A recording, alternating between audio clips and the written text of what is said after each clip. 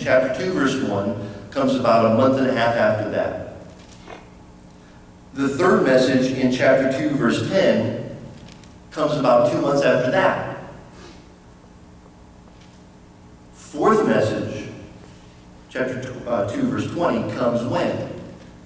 That same day. And I think what's interesting about that to me is he's really, I think he's really hit up hard on the purity issue, and they're maybe reeling a little bit, and then they get the comfort of saying, hey, I'm going to, from this day forward, it's going to be different.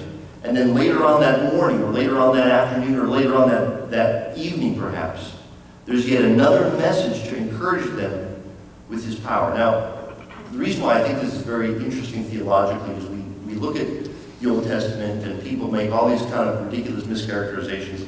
Man, God just is out to zap people and pummel them and beat them into the ground. He just loves wiping out nations and all this stuff. He gets nice in the New Testament. He kind of grows up and calms down a little bit. And I know that sounds a little silly, but I have read people who pretty much say that. That he changed. He was angry in the Old Testament. Through Christ, he can be loving in the New Testament. What strikes me as interesting is all the places in the Old Testament where it says that his anger is long in coming. He is patient, but he is quick to bless. Okay, so he lets sin just go on for a long time. He doesn't just come in and zap it. The Lord is slow to pronounce judgment in the Old Testament, but as in this verse, he is quick to announce blessing. It's like he's anxious. It's like he just can't wait to get in there and bless his people. He waited 2 months to deal with the purity issue. That same day, he jumps in there with blessing, with a promise to bless, with his power, with his ability.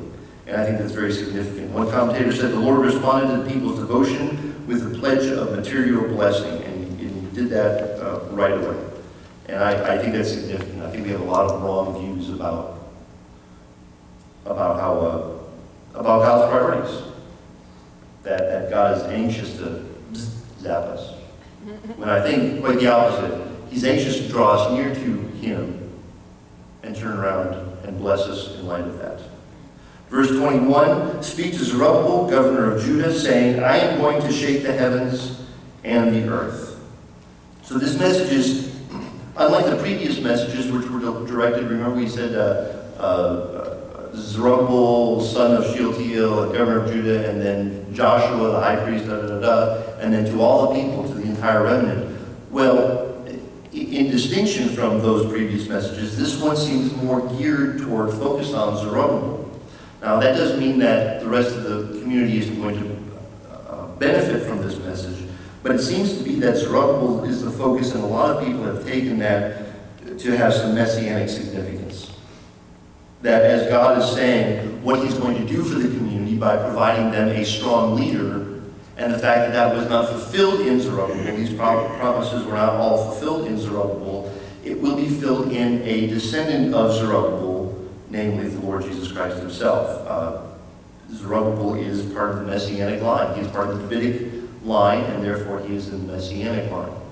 So these promises that are made to Zerubbabel are certainly have an impact for the community of that time, but they also appear to have some messianic significance as well. Then he says, I am going to shake the heavens, the message of the heavens and the earth. So the message begins with what God is going to do. God is going to shake the heavens and the earth. Now, what's interesting about this is in Hebrew grammar, you typically start off with a verb. It's a very verb-driven language. You start off with a verb, and then you do your subject, verb-subject. At times, you start with a noun, or you start with a subject, and that draws attention to that subject. In this case, he starts with the subject, I. He says, I. But then he doesn't move on to a verb. He moves on to a participle, which is even more startling. And participle is that word for to shake. It's morishi. And it's basically saying, I am going to be shaking. This is what I am going to be doing. It's not just focusing on just kind of narrow action. It is focused on a whole scope of activity by being a participle rather than a verb. Not only that, this participle is a hifil participle, which means there's a causative sense to it. It means I will cause the nations to be shaken. So as a Jew, as you're reading this, I mean, I only got that from really looking at it very hard. I wouldn't have got that just from reading the Hebrew myself. But as a Jewish person, hearing that message for the first time, that sentence structure would have really struck you. You would have heard something very, very strong. Now, previously, in verse 7, when he says, I will shake all the nations, he uses a normal grammatical structure. But here he uses a very odd grammatical structure to draw attention to what he plans to do with Zerubbabel, with his people among the nations. The shaking of the nations reflects the influx of the wealth of the nations to Jerusalem as pictured in chapter 2, verses 7 through 9. So we've already looked at this idea. He says back in chapter 2, verse 7, I will shake all the nations, they will come with the wealth of the nations, and I will fill this house with glory. Here he doesn't go quite that direction. I think that's implied because of the previous idea. But think about, why do the nations need to be shaken? Why do they need to be disoriented and reoriented? Well, it's because they're out of alignment with God's will now. Why? Because they're putting themselves first. It's all about their economic development, about their growth, about them, about their gods. They're not putting the one true God first, and they're not putting his temple first. Now, isn't this the exact same issue that the post-exilic Jews were having, and that's what Haggai was describing in chapter 1. He says, you're saying it's not time to build this house, but apparently it's time for you to build your really nice, luxurious houses, which are basically palaces, temples for yourself. And the idea, again, is not that God doesn't like us to have nice things, that God wants us to be miserable. It's okay that we have nice things. It's okay that we go on vacations. It's okay that we enjoy the nice things he's given to us. But if we do that out of proper priority or to the detriment of putting him first, then God understandably has a big problem with that. So the wealth of the nations has not been allocated properly toward God, just like the post-exilic community was not allocating their resources properly toward God's priorities. And again, the problem is having these things. God is going to shake the priorities of the nations so that they will be putting him first, just as he was encouraging his own people to do. And again, the shaking of the heavens and the earth in verse 21, when he says shaking of the heavens and the earth, when you see shaking, it just means God's going to do something. It just refers to God's priority or God's power. The shaking of the earth, this is an earthquake, they see that as God. When you see the shaking of the heavens and the earth, the entire cosmos, the entire thing needs to be shaken and tilted and realigned. So that's basically a way of saying that this is an eschatological kind of idea, an end times prophecy. In verse 22, he continues, I will overthrow the thrones of kingdoms and destroy the power of the kingdoms of the nations. And I will overthrow the chariots and their riders, and the horses and their riders will go down, every one by the sword of another.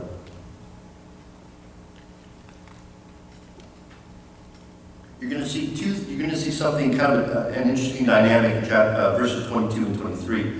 In verse 22, two things need to happen eschatologically. Two things need to happen that make up Revelation, that make up the apocalypse. There has to be a condemnation on the wicked. There has to be judgment upon the wicked, and there has to be vindication of the righteous. There has to be the wicked need to be punished for their deeds.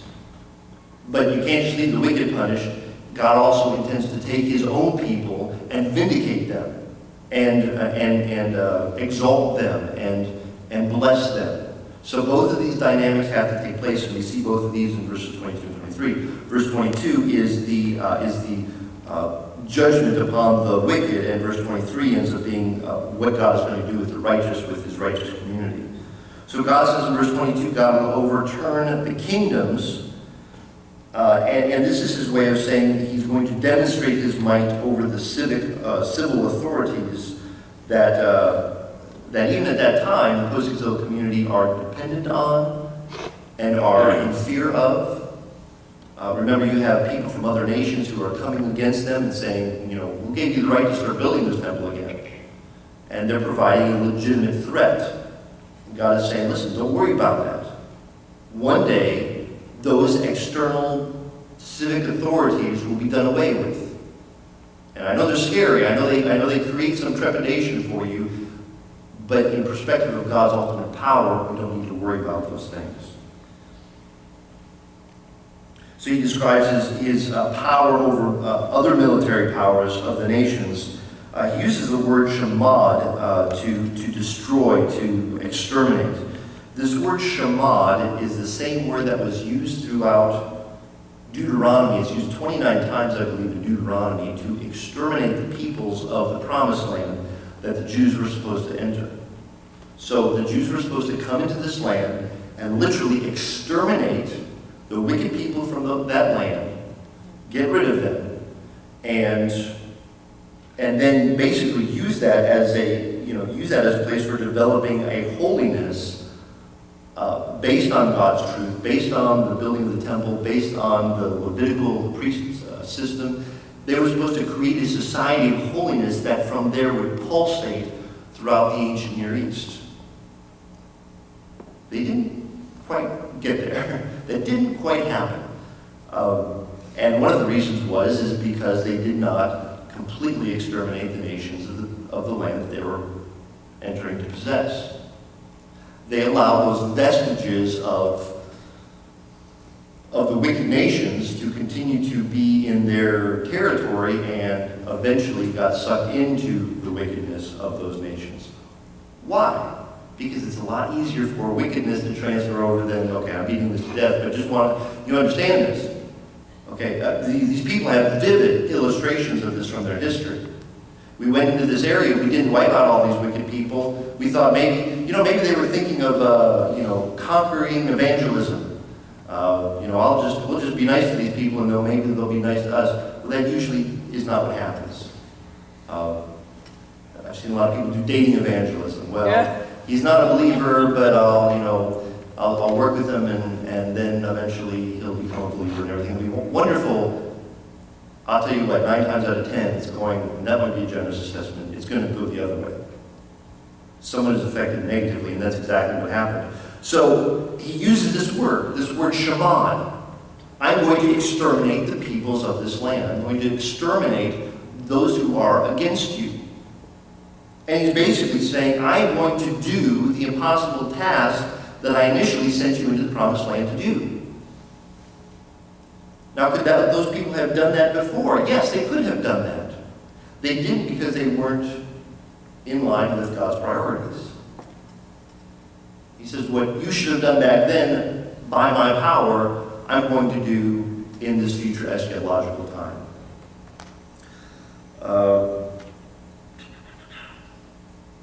Numbers 33:52, then you should drive out all the inhabitants of the land from before you and destroy all their figured stones and destroy all their molten images and demolish all their high places. So this was not just killing all these people.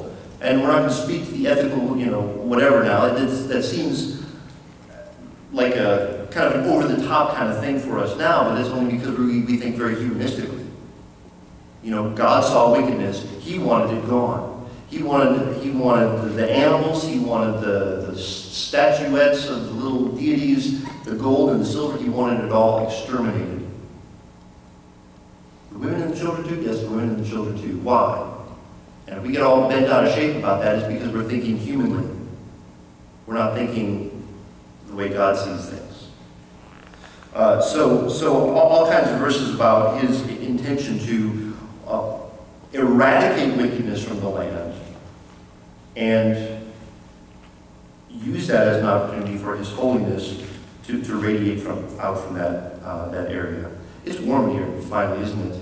Are you all warm? Okay, we'll wrap things up in a couple more minutes here. I wasn't sure if I was just warm or if it's just getting warmer here. finally got one.